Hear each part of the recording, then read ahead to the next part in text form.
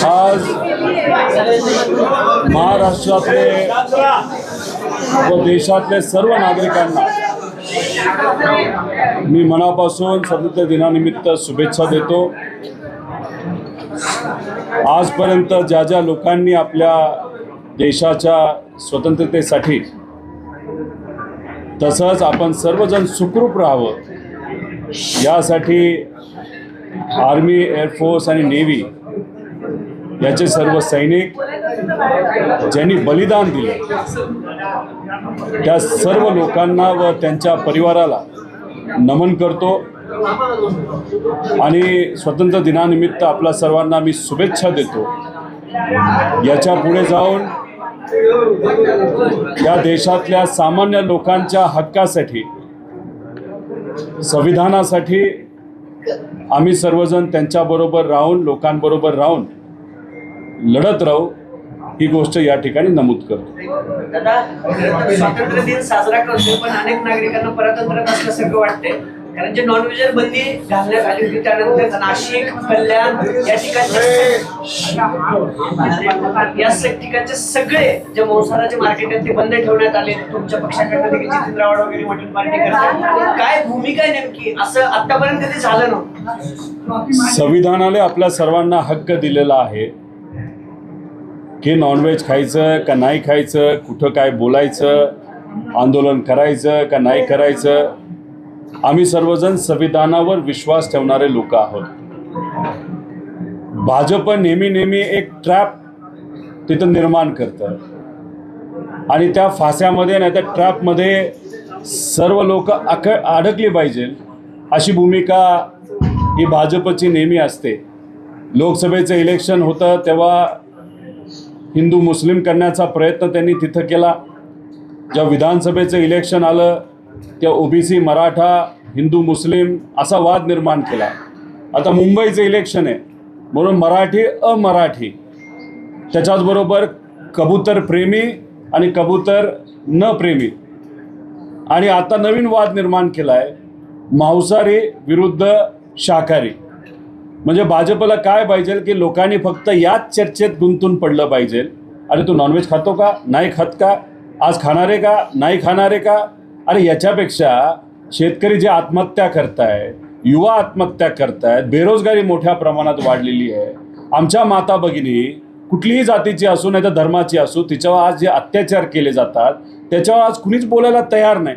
आणि भाजपला सुद्धा आणि या सरकारला सुद्धा त्या बाबतीत बोलायचं नाही, म्हणून कुठंतरी शाकाहारी विरुद्ध मांसाहारी, मराठी विरुद्ध अमराठी, ओबीसी विरुद्ध मराठा आणि हिंदू विरुद्ध मुस्लिम असा वाद निर्माण करतात। त्यामुळे हे पूर्णपणे भाजपची एक ट्रॅप आहे आणि याच्यात कुणीही त्या ठिकाणी गुंतून पडू नये अशी आमच्या सगळ्यांची इच्छा आहे आणि विनंती आहे।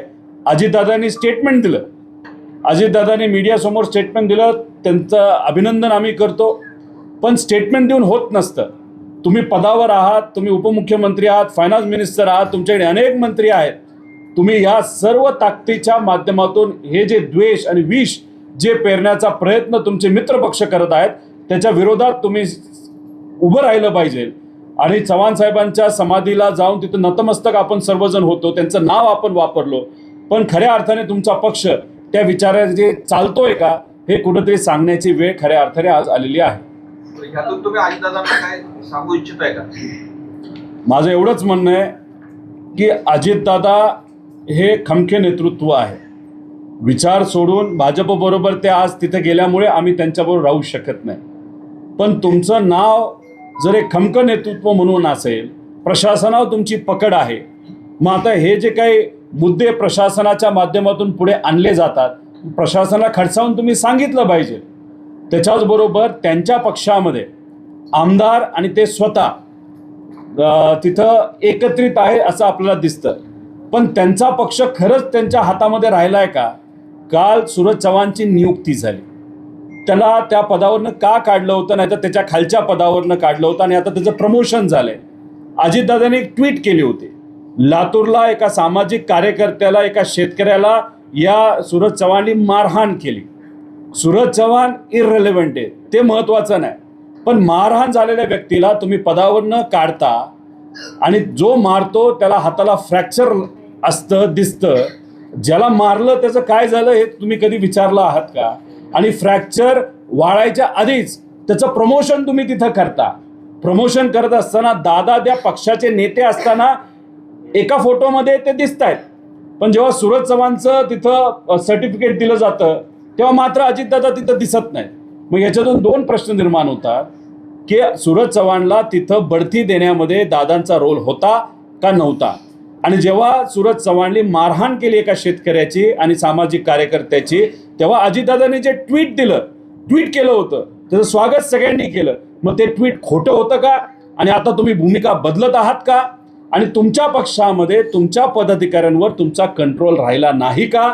नंतर तुम्ही जेव्हा तिथं स्टेटमेंट देता की मी तिथं नव्हतोच पण आधी होता, मग कुठं गायब झालात?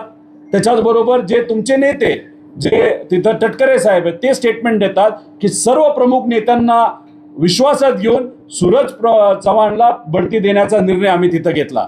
मग अजितदादा त्या नेत्यांमध्ये येत नाहीत का? ज्या नेत्याने हा पक्ष वेगळा केला, साहेबांची साथ सोडली, आमदारांना निवडून आणलं, त्याच नेत्याला त्यांच्याच पक्षामध्ये जर वेगळं केलं जात असेल तर याच्यावरून समजून घ्या की भाजपचा व्हायरस हा आधी आमच्या पक्षाला लागला, त्यातून आमचा एक पक्ष तोडला, आता अजितदादांचाच पक्ष आणि एकनाथ शिंदे साहेबांचा पक्ष हा भाजपचा व्हायरस आज तिथं तोडतोय हे स्पष्टपणे आपल्या सर्वांना त्या ठिकाणी दिसतंय. पालकमंत्री पदाचा तिढा सुटलेला दान केले, सॉरी झेंडावंदन केले ध्वजारोहण, आणि तिथे ते म्हणाले की मीच पालकमंत्री होणार महायुतीत पुन्हा, कारण रायगडचा अजून तिढा सुटलेला नाही. आदिती तटकरे वर्सेस भरत गोगावले असा तो सगळा वाद आहे. गोगावले साहेबांचे याच्या आधीचे 2.5 वर्ष जेव्हा पक्ष फोडला गेला होता आणि बीजेपी बरोबर महाविकास आघाडी नंतर जेव्हा तिथं सत्ता आणली होती, 2.5 वर्ष कशात गेले? वाट बघण्यात मंत्रिपद मिळते का नाही मिळत.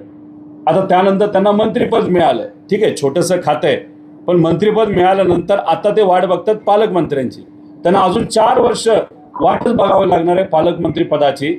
आणि 4 वर्षानंतर त्यांना कळेल, अरेच्या भाजपलीच आपली खेळी केली, भाजपलीच आपला पक्ष फोडला, आपल्याला वाऱ्यावर सोडलं, आता आमदार होतो का नाही असा प्रश्न कदाचित 4 वर्षानंतर त्यांना तिथं निर्माण होऊ शकतो.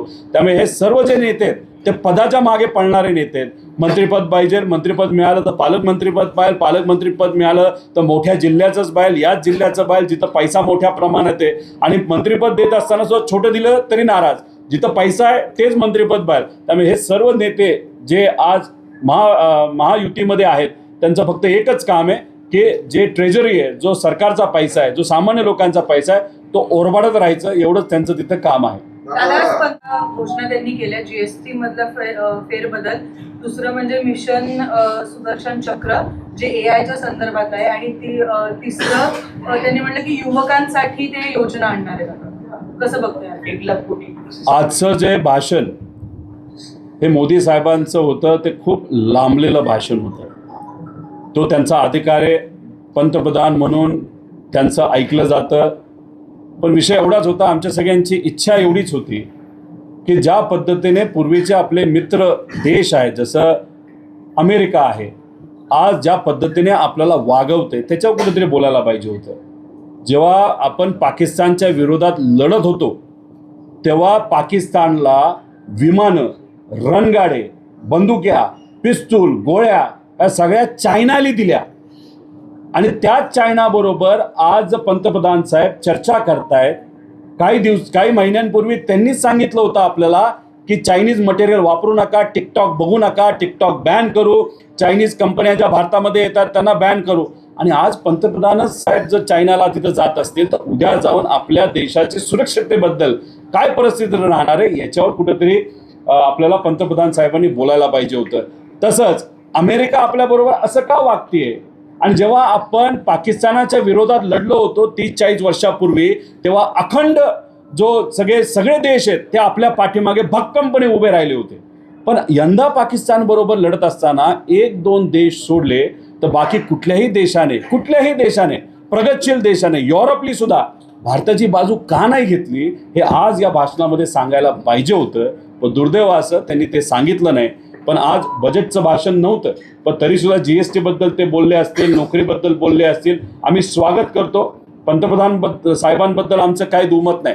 पण त्यांची जी यंत्रणा आहे आणि त्यांचं जे विचारसरणी आहे, त्यांचा जो पक्ष आहे आणि त्यांची जी संघटना आहे ती मात्र युवांना न्याय देण्यासाठी, महिलांना न्याय देण्यासाठी आणि खऱ्या अर्थाने या देशाचं प्रगती होण्यासाठी कुठेही प्रयत्न करत असताना दिसत नाही.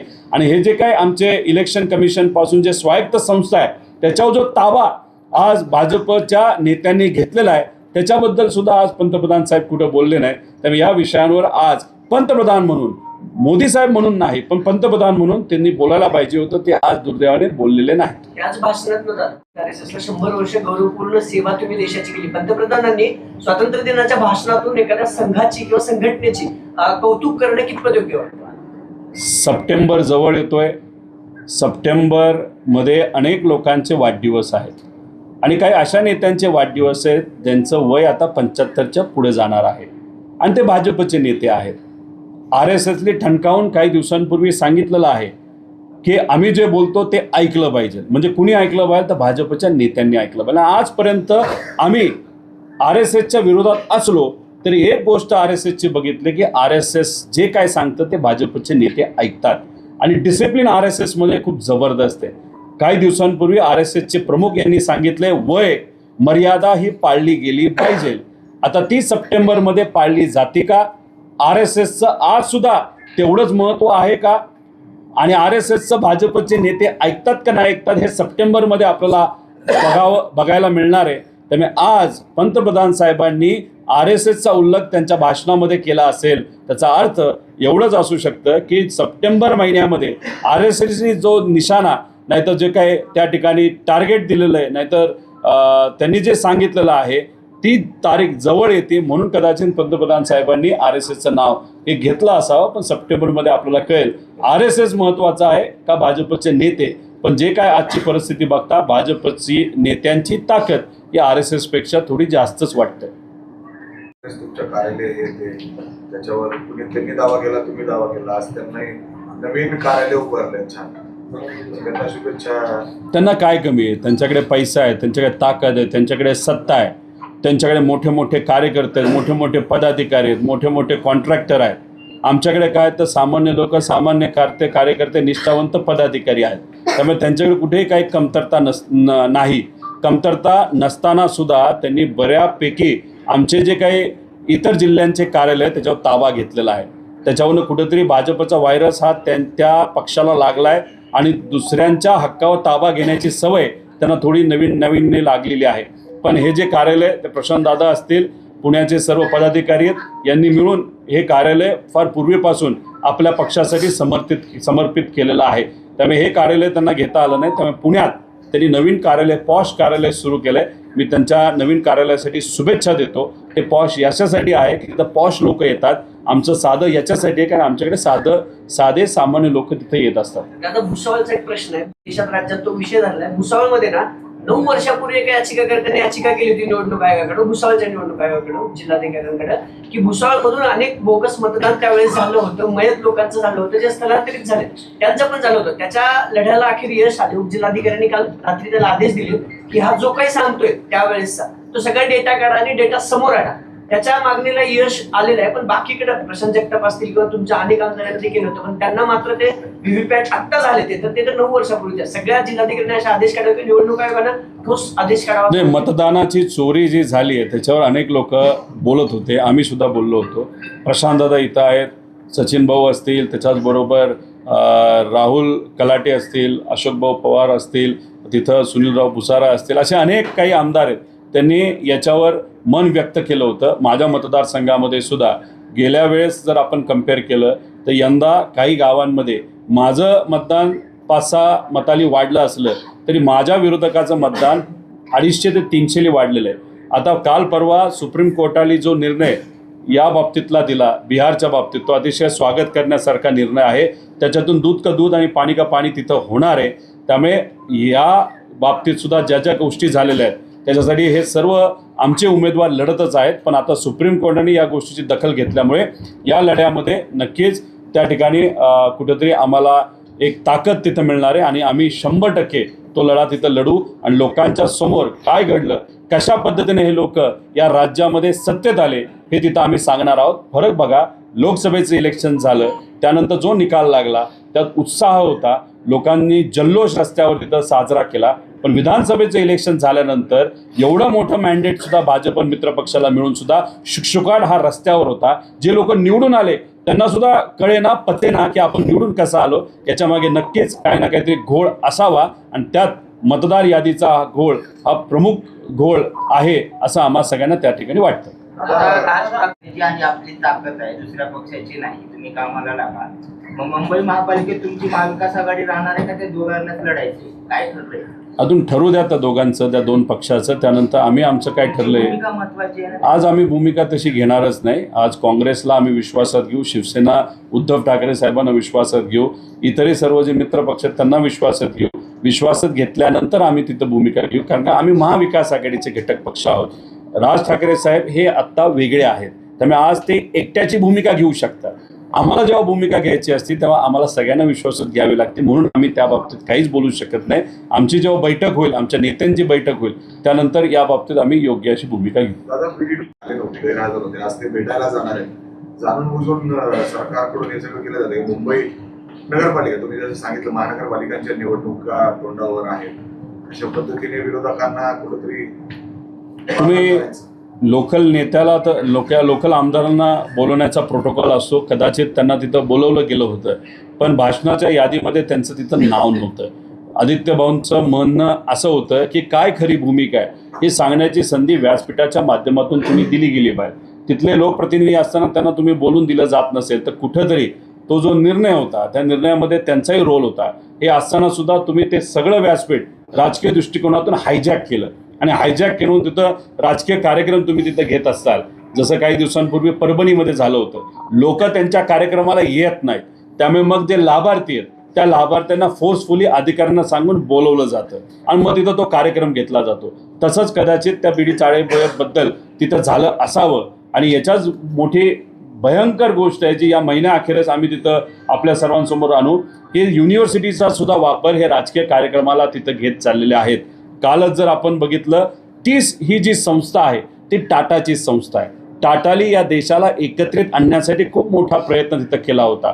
पूर्वीच्या काळापासून आत्तापर्यंत बेरोजगारी कमी करण्यासाठी टाटाली खूप मोठा प्रयत्न तिथं केला आणि या देशाला एक संघ ठेवण्यासाठी सुद्धा त्यांचा खूप मोठा वाटा आणि खूप मोठा रोल तिथं राहिलेला आहे. पण काल टाटाच्याच संस्थेमध्ये जर आपण बघितलं तिथं द्वेष पेरणारं एक जे डॉक्युमेंटरी ती RSSच्या माध्यमातून दाखवण्यात आली. मग आता मला टाटाला विचारायचं आहे की ही तुम्ही परवानगी दिली कशी. आणि दुर्दैव असं टीसचे जे डीन आहेत ते सुद्धा कदाचित तिथं उपस्थित होते.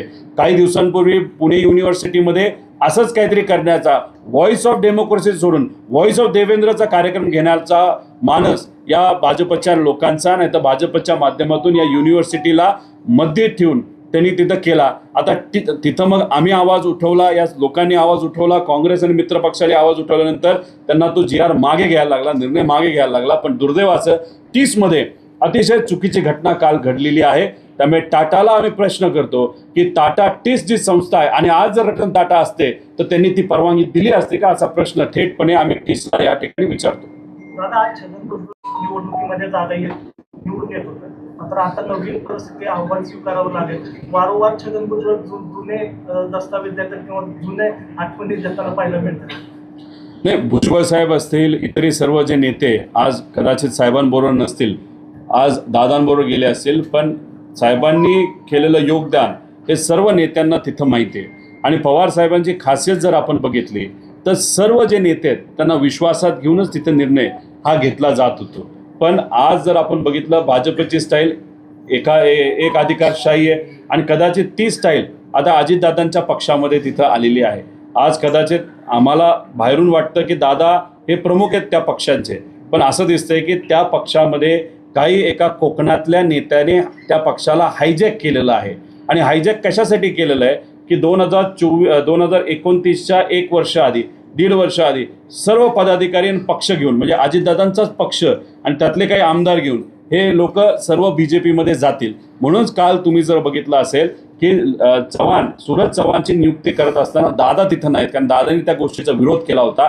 पण दादांना डावलून सर्व प्रमुख नेत्यांची आम्ही चर्चा केली आहे आणि ती चर्चा करून आम्ही सुरज चव्हाणला बढती देत आहोत. ज्या शेतकऱ्याला त्यांनी मारलं, ज्या सामाजिक कार्यकर्त्याला तुम्ही मारलं आणि हाणामारी तुम्ही तिथं करत असताल, अशा प्रवृत्तीला तुम्ही प्रेरणा तिथं देत असाल, तर दादांच्या पक्षामध्येच 2 गट तिथं निर्माण झालेले आणि कदाचित हीच गोष्ट भुजबळ साहेबांना ही पटत नसावी म्हणून जुने दाखले जुन्या गोष्टी त्या आज बोलत असाव्यात असं आपल्याला म्हणावं लागेल. आणि सगळ्यांची इच्छा होती, त्यांच्या पक्षाची इच्छा होती भुजबळ साहेबांना हे नाशिकचे पालकमंत्रीपद तिथं मिळावं, नाही तर दादांच्या पक्षातल्या एखाद्या नेत्याला तिथं पालकमंत्रीपद मिळावं. पण त्या पक्षाचं BJP समोर काही चालत असताना दिसत नाही असं आपल्याला जाणवतंय. म्हणून ती नाराजगी सुद्धा भुजबळ साहेबांच्या मनामध्ये असावी. दादा, धनंजय मुंडेंनी अजूनही सामान्य म्हणलं ते 48 तासात वॉर्निंग दिलेली आहे आणि त्यासोबतच 46 लाखाचा फाईन पण आहे. त्यांनी कारण असं सांगितलंय की त्यांच्या तब्येतीचं कारण सांगितलंय, मुलीचं शिक्षण, आणि त्यासोबत ते असं पण म्हणले की मुंबईत त्यांचं घर आणि घर शोधतायत तेव्हा प्रत्येक आमदाराला आमदार निवास दिलं जातं. आमदार निवासाची खोली दिली जात नसली काही कारणांमुळे तर त्यांना मानधन दिलं जातं की तुम्ही बाहेर जाऊन हॉटेलमध्ये राहावा, नाही तर एखादं घर भाड्याने घ्या. आज जर आपण मुंबई आणि ते सुद्धा साऊथ मुंबईमध्ये जर बघितलं तर 100-150 प्रॉपर्टी आता लगेचच तुम्हाला असे मिळतील की जिथं आता भाडेकरूची जरूरत आहे, नाही तर भाड्यावर त्या गोष्टी ती प्रॉपर्टी देता येईल अशी आजची परिस्थिती आहे. झालं असं की मुंडे साहेब जे आहेत, म्हणजे जे आपले धनंजय मुंडे आहेत, त्यांना असं वाटतं की आता त्यांचं कुणी काय करू शकत नाही. ठीक आहे, सरकार त्यांचं आहे, सरकार त्या बाबतीत निर्णय घ्यावा. माझा प्रश्न एवढाच राहणार आहे की एखाद्या व्यक्तीचा पदाव नसेल तर तरी त्यांना तिथं त्या बंगल्यामध्ये राहण्याची जर तुम्ही संधी देत असाल तर कुठल्या नियमाच्या अंतर्गत देतात? तुम्ही त्यांना पेनल्टी लावली, पेनल्टी जी काय लावली असेल ती तुम्ही वेव करणार आहात का? आम्हाला खरं ती माफ केली जाणार आहे. त्यामुळे काही दिवसांपूर्वी जे बावनकुळे साहेब आहेत त्यांनी एका मोठ्या कंपनीची 90 कोटी रुपयाची पेनल्टी कुठेतरी दगडं काढली म्हणून ती पेनल्टी प्रशासनाने लावली होती, ती वेव केली, 17 लाखावर आणली. मग असं कुठेतरी द्यायचं आहे, नेत्यांवर टाकलेली पेनल्टी आणि मोठ्या श्रीमंत अब्जपटींवर टाकलेली पेनल्टी हे सरकार माफ करतंय. पण सामान्य लोक, समजा आता आम्ही बाहेर गेलो, नाही तर आमचा कार्यकर्ता बाहेर गेलो, ट्रॅफिक रूल तोडला तर त्याला जे काय चलन तिथं लागेल ते माफ होत नाही. म्हणजे गरीबाचं इथं या सरकारमध्ये काहीच माफ होत नाही, पण या नेत्यांचं मात्र सगळंच माफ होतंय असं आपल्याला त्या ठिकाणी जाणवतं. दादा, पंतप्रधानांचा ना फोटो व्हायरल होते आज सकाळचा, त्यात त्यांच्या चेहऱ्यावरून त्यांना असं टीका केली जाते, म्हणजे टीका नाही, ते आरोप केले जातात की 75 वर्ष आता कंप्लीट होते, त्यांच्या चेहऱ्यावरती दिसते की त्यांचं लाल किल्ल्यावरून शेवटचं भाषण असेल म्हणून ते 2.5 तास असं झालं.